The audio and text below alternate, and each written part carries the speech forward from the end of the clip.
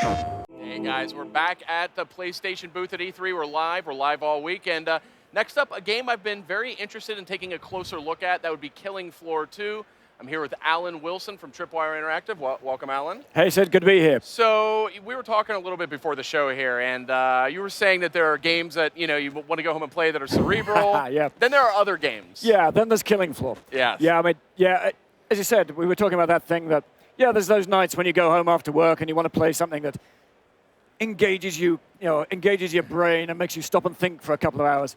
And then there's those days when actually what you want to do is just go blow shit up and have fun and look cool and all that sort of stuff. And that's really where we pitch Killing Floor into that category. So the first game, I will confess I've not played it, unfortunately, but it's I'll forgive definitely you. a cult classic, big time. I hear people rave about it, dying to sink my claws into this one. Yep. One of the things that's really a standout about it is that it supports up to 6 players in co-op. Yep. Very co-op-centric. You're blasting tons of really disgusting-looking creatures and monsters and zombies and things like that. So tell me a little bit about that co-op focus and why that was so important. It's because the whole thing started out as a mod years back, and as you say, the first game, 6-player co-op.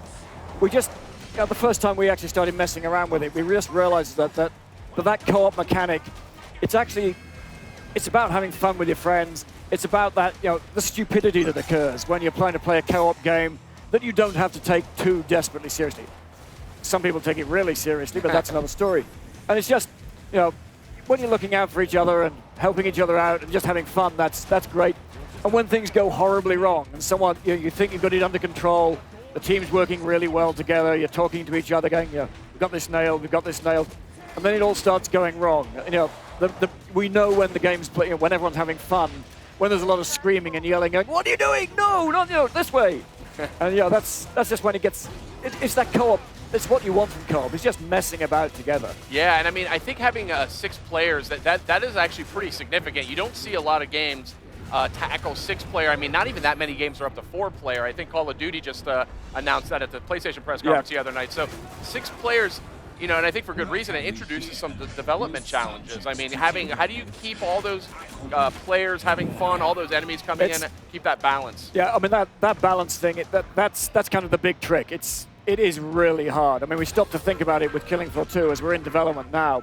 When we're doing the testing, you realize with 6 players, 10 different perks, which are classes, 25 levels that you can level up with lots of different things happening as you level up. The combination and permutations is just enormous. So, I mean, the only way to balance it, it's just we have to play a lot, which is a shame, really. So we have to play a lot. So it's about just getting in there, testing stuff. There's a whole ton of stuff you sit down and try and work out. But ultimately, the only way to really figure it out is get in and play. Yeah. So, and you refine it over time. That's cool. Yeah. So talk a little bit about some of the character progression. I mean, it's interesting. I didn't know there was you could level your character up. What kind of abilities and skills can you sort of gain from that? I mean, there's 2 parts to it. One is just the straightforward. As you go up each level, you get little increments, little bonuses to depending on what class you're playing, what perk you're playing. Might be slightly better accuracy, a little less recoil, more damage with shotguns. So there's that that very gentle progression all the way up through 25 levels. But the other thing we've got, every 5 levels you go up, you're going to get a choice in a skill tree. For example, if you're playing the Commando, you can either go with the first choice, a really nice team-oriented thing, which is actually there's an enemy character called the Stalker, which is invisible most of the time. Commandos can see him a bit further out. So there's a call-out skill, which lets your friends see them as well. Or you go with, no, I'd rather have night vision for me. So a lot of those choices are based about, do I want to be team-friendly or me-friendly? I see. Yeah, and no, we're being nice to people. You're not stuck with those choices. This is not sort of the 14-year RPG. This is about instant fun. So if you're playing with, just playing with your friends, you might quickly jump in and go, no, I tell you what, I'll go medic and I'll get this. I'll make these skill choices for this game. So you guys are going support. You've got the big guns, and that's half the fun. Again, is just get in the lobby, chat with your mates about how are we going to play this one? How are we going to tackle this? Especially if we're going to take it on Hell on Earth, which is the highest difficulty level. That's awesome. So talk to me a little bit about how the level design is set up. Is it more of an arena shooter, or are there sort of little missions and And are you progressing through a level? You know, how does that work? It's built as an arena shooter. Now, as we're going through development, we're actually trying out a few little tricks and a few things to persuade people to move around the levels. I mean, one of the things is that, you know, end of each wave, you go, you know, you've earned money, you've earned dosh, go buy bigger guns. You know, kind of classic Always meme. fun. Yeah, who doesn't need bigger guns? And so you're kind of moving around the levels to get to the next trader location. But the other thing, we're looking at trying out some ideas around objectives, objective-style maps, and we're going to try those out over the next few months, see what works best. Because we kind of want, in doing that stuff, you want people to be incentivized to do it. You don't want to force them to do it. Because one thing we learned from the first game that we're trying to bring forward is people actually enjoy playing even a game as simple as this in different ways. Some people want to just find their perfect spot and go, I can hold this spot all day. Yeah. And some want to go, no, that's boring. Like, let's see what's down here. And, you know, so you don't want to force players to do stuff. So one of the things I've noticed from the trailers and the screenshots that you guys have put out, is that the game is rather violent. So are you targeting an M rating on this one? Yeah, I kind of think we're going for an M rating on this one. It's a little borderline, but we'll have to wait. Yeah, well, we don't really have I mean, most of us in the studio, the odd bit of guts and stuff spilling around the place, and yeah, persistent blood that'll last the whole game. I mean, I don't see a problem with it, but apparently ESRB and others have their views on these things. That's correct. Which, okay, we have to live by. Right, and another thing that interests me about the game is some really creative weapons. I mean, there's you got your assault rifles, you got your shotguns, you got things like that, but it seems like you guys kind of go off the beaten path a little bit. Yeah, well, I mean, we like to mix it up, and that's the thing with, we're going to have 10 perks, each of which will have their own style of weapons. You know, commando, assault rifles, you know, kind of real-world-based, sensible stuff. You know, the support guy, shotties, you know, good classic stuff.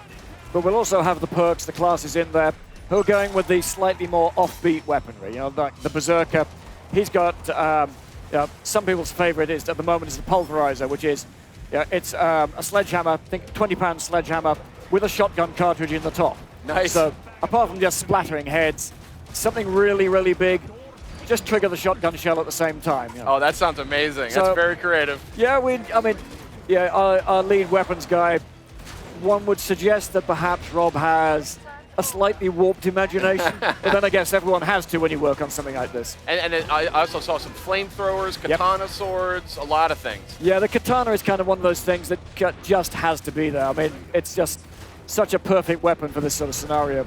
And yeah, I mean, there's a whole class called the Firebug, which is all about, it's for the pyromaniac in you, Molotov cocktails, flamethrowers, we've got the shotgun with the dragon's breath shotgun shells. Nice. Yep. I mean, all that stuff's great fun. I mean, it's about mayhem. So how many different ways can we create mayhem? All right, very good. Final question for you: Are you guys looking into taking advantage of any of the PS4 or the DualShock 4's controller functions, like be it the touchpad or the light bar, things like that? We're actually still working on the controller at the moment, and we were talking about this earlier. We'd love a chance to get an early access program. We were talking to Sony about that, and this is why we're doing PS4. Is we've always had a good relationship with Sony, and that's gone so well. But we'd actually like to try out some of those things, because one thing we don't want to do is just go, here's the answer. We don't. We come from a background that started out in modding, which is about where you work with the community a lot. So we want to try out a whole bunch of things, and I'm not sure how we'll do that yet, about the different controllers, controller options, and see what works best, see what people really like. The trick now is to find the best ways to try it out, get it into players' hands. And it may just be that what we do is we'll go with, here's our start point, what would you guys like? And we'll do regular updates, because that's the thing we've always done. It's just updates as often as possible. But again, part of the discussion with the Sony guys has been about how do we do that? Because we're used to that idea that, hey, if we could do this a bit better, let's make a change. If it's the controllers, for example, hey, look, here's some great ideas that's come from the community. Let's rotate those in as quickly as we can. So there's going to be a level of trial and error, but we want to we'll get the basics all working and have everything there. But we're absolutely up for hearing back from the community about what would you like to try? What would you like us to try? Very cool, very progressive. I would expect no less from Tripwire. Thank you. Well, thank you very much for joining us. PlayStation